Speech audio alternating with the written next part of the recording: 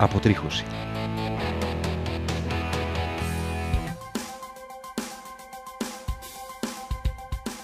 Η ανεπιθύμητη τριχοφυΐα είναι το πλέον διαδεδομένο αισθητικό πρόβλημα σήμερα. Ένα πρόβλημα το οποίο οφείλεται σε κληρονομικούς παράγοντες και ενδοκρινολογικές διαταραχές ή στην λήψη φαρμάκων.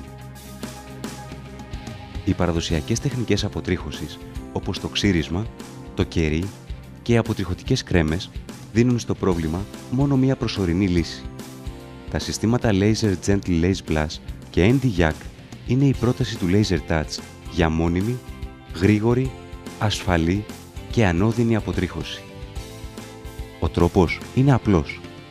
Μία λεπτή δέσμη φωτός διαπερνάει το δέρμα και φτάνει στο θύλακα της τρίχας, όπου μετατρέπεται σε θερμότητα και τον καταστρέφει, αφήνοντας παράλληλα ανεπηρέαστο τον περιβάλλοντα δερματικό ιστό. Κατά τη διάρκεια της αγωγής, μια εξειδικευμένη συσκευή δυναμικής ψήξης προστατεύει το δέρμα, ψύχοντας την περιοχή και προσφέροντας επιπλέον ανακούφιση στους ασθενείς.